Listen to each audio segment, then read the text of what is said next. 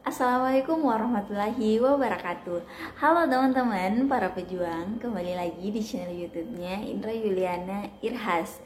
Nah, bagi yang belum kenal, salam kenal, nama saya Indra Yuliana, pejuang CPNS di KLHK pada tahun 2019 dan berhasil mendapatkan NIP pada tahun 2020. Nah, di channel ini saya akan berbagi pengalaman mengenai perjuangan mendapatkan NIP. Jadi, bagi teman-teman yang berminat, jangan lupa di-subscribe ya. Nah, di video kali ini saya akan membahas mengenai materi pokok SKB tentang jabatan untuk formasi jabatan pengendali dampak lingkungan, teman-teman. Jadi bagi teman-teman yang berminat, bagi teman-teman yang ingin mengetahui materinya, nonton terus. Permenpan RB mengeluarkan kisi-kisi nih teman-teman, kisi-kisi untuk beberapa jabatan. Nah, materi tersebut ada tentang untuk jabatan pengendali dampak lingkungan, teman-teman. Nah, di Permenpan RB itu materinya terbagi atas dua, teman-teman, yaitu kemampuan umum dan kemampuan khusus. Nah, untuk kemampuan umum, teman-teman itu pelajari tentang ASN, kemampuan pemahaman tentang ASN dan pemahaman tentang lingkungan hidup. Kemudian untuk kemampuan khusus, teman-teman pelajari tentang jabatan atau formasi teman-teman yang diinginkan atau formasi yang teman-teman pilih. Jadi yang pertama teman-teman, kita bahas satu persatu dulu ya, mulai dari kemampuan umum. Nah, di kemampuan umum teman-teman harus pelajari tentang ASN. Nah, di ASN ini peraturan-peraturannya atau materi-materinya ini teman-teman bisa download ya. Jadi saya sebutkan nomor berapa peraturannya. Jadi untuk ASN nih teman-teman, yang pertama itu Undang-Undang Republik Indonesia Nomor 5 Tahun 2014 tentang Aparatur Sipil Negara. Nah, yang kedua yaitu PP RI Peraturan Pemerintah Republik Indonesia Nomor 11 Tahun 2017 tentang Manajemen ASN, atau sekarang itu sudah dirubah teman-teman atau diganti dengan PP Nomor 17 Tahun 2020 tentang Manajemen ASN. Selanjutnya yaitu PPRI nomor 53 tahun 2010 tentang disiplin PNS. Nah, pada tahun sekarang, tahun 2021 ini peraturannya sudah diganti lagi teman-teman, dirubah. Jadi teman-teman bisa cari peraturan terbarunya ya. Selanjutnya yaitu peraturan BKN nih teman-teman, nomor 24 tahun 2017 tentang tata cara pemberian cuti PNS. Nah, di sini juga untuk materi ASN ini saya dulu itu ada 20 nomor teman-teman, tapi enggak tahu sih kalau untuk di pedal itu berapa. Nah, teman-teman, walaupun saya bukan formasi jabatan pengendali dampak lingkungan, tapi saya ingin berbagi materi kepada teman-teman. Hal-hal materi apa sih yang perlu teman-teman pelajari bagi orang-orang yang ingin mendaftar di jabatan formasi pengendali dampak lingkungan. Seperti itu teman-teman. Jadi materi-materinya ini saya cari dan kan waktu pengalaman tahun lalu materi-materi lingkungan hidup ini saya pelajari juga teman-teman untuk di pengendali ekosistem hutan. Jadi saya agak paham sedikit lah, ada beberapa hal sedikit yang saya pahami. Jadi saya ingin berbagi kepada teman-teman seperti itu. Nah, pemahaman yang kedua atau pemahaman umum yang kedua adalah pemahaman tentang lingkungan hidup. Jadi teman-teman yang pengendali dampak lingkungan pasti lebih paham lah, paham tentang pemahaman umum lingkungan hidup itu seperti apa. Jadi untuk teman-teman yang ingin belajar tentang pemahaman lingkungan umum lingkungan hidup, jadi teman-teman perlu pelajari tentang izin lingkungan nih teman-teman. Tentang AMDAL. Nah, kalau untuk tentang izin lingkungan teman-teman pelajari PPRI nomor 27 tahun 2012 tentang izin lingkungan. Peraturan Pemerintah RI nomor 27 tahun 1999 tentang analisis mengenai dampak lingkungan atau biasa disingkat dengan AMDAL, teman-teman. Nah, selanjutnya teman-teman pelajari tentang B3 yaitu bahan berbahaya dan beracun. Peraturannya itu Peraturan Menteri Lingkungan Hidup Nomor 3 Tahun 2008 tentang tata cara pemberian simbol. Nah, kan ada simbolnya nih teman-teman. Pemberian simbol dan label B3. Selanjutnya yaitu PP RI Nomor 74 Tahun 2001 tentang pengelolaan B3. Selanjutnya lagi yaitu PRI nomor 101 tahun 2014 tentang pengelolaan limbah B3. Pokoknya tentang B3 ini perlu dan penting teman-teman. Selanjutnya tentang sampah. Nah, yang untuk sampah itu PPRI nomor 81 tahun 2012 tentang pengelolaan sampah rumah tangga dan sampah sejenis sampah rumah tangga. Jadi teman-teman pahami juga tentang ini. Terus Permen LH nomor 13 tahun 2012 tentang pedoman pelaksanaan 3R melalui bank sampah. Teman-teman tulis saja peraturan-peraturannya apa, kemudian teman-teman download nantinya. Oke. Nah, sekarang adalah kita beralih ke kemampuan khusus nih teman-teman. Nah, untuk kemampuan khusus bagi pengendali dampak lingkungan itu untuk jabatan pengendali dampak lingkungan, teman-teman harus pelajari dan harus pahami tentang Permenpan RB Nomor 47 Tahun 2002 tentang jabatan fungsional pengendali dampak lingkungan dan angka kreditnya. Jadi teman-teman harus pahami tentang itu. Teman-teman pahami jabatan teman-teman seperti apa sih sebenarnya.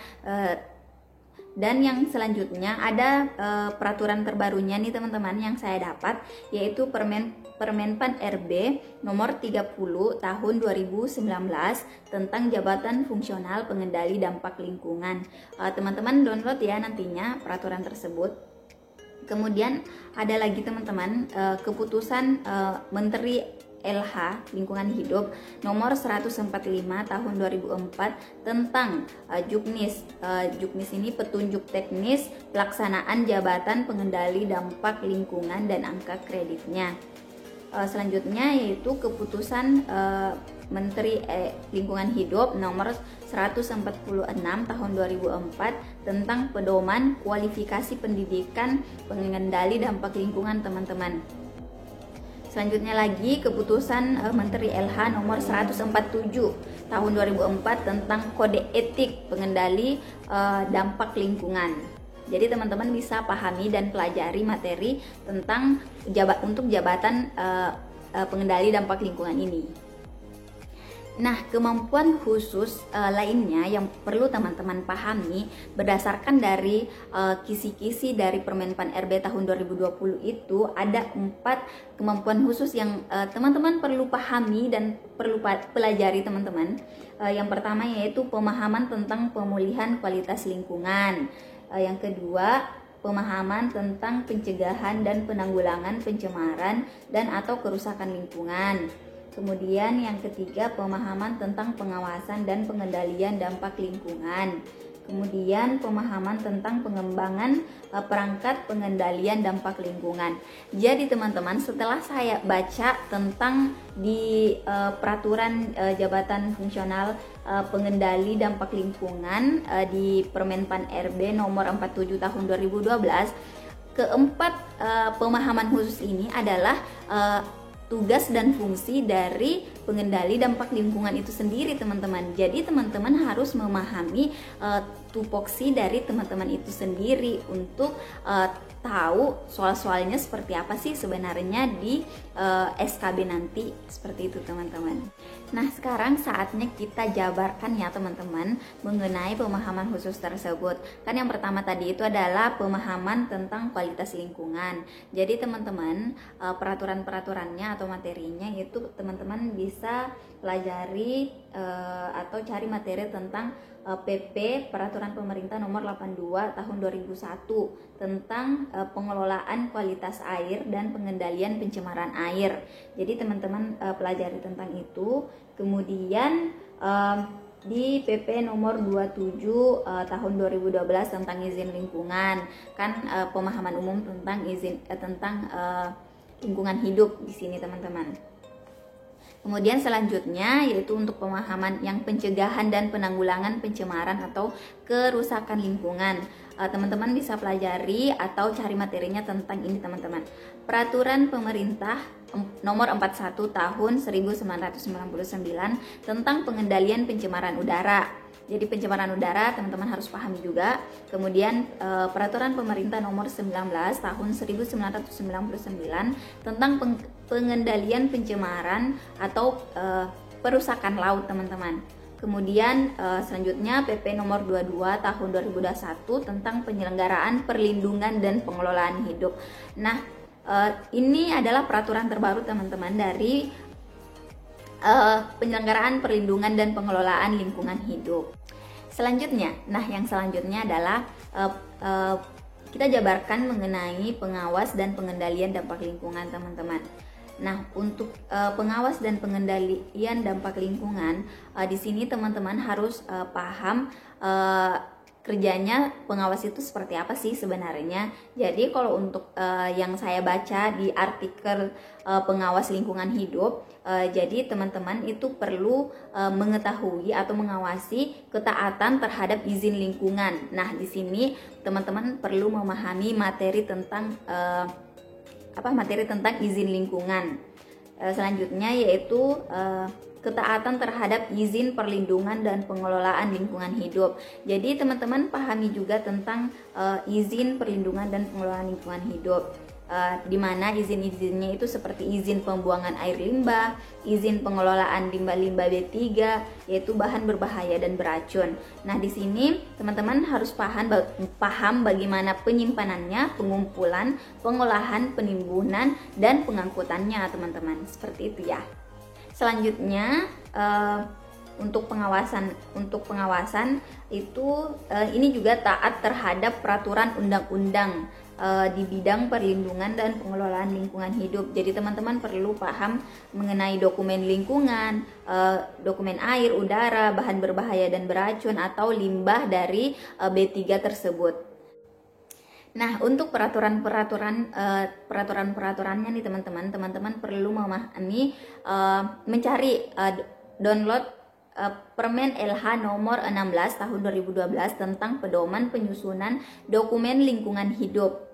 Yang selanjutnya Permen LHK nomor 38 tahun 2019 nih teman-teman, tentang jenis rencana usaha atau kegiatan yang wajib memiliki AMDAL, analis mengenai dampak lingkungan. Nah, bagi teman-teman yang ingin tahu tentang perlindungan dan pengelolaan lingkungan hidup di peraturan lamanya yaitu di Undang-Undang Republik Indonesia nomor 32 tahun 2009. Pencemaran udara juga tadi sudah ya teman-teman, kualitas air juga tadi sudah.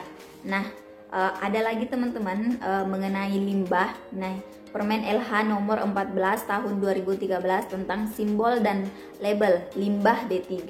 Kemudian Permen LH nomor 74 tahun 2019 tentang program kedaruratan pengelolaan B3 dan limbah B3. Teman-teman perlu pelajari dan pahami itu sesuai dengan tupoksi teman-teman. Jadi teman-teman harus paham tentang materi-materi tersebut.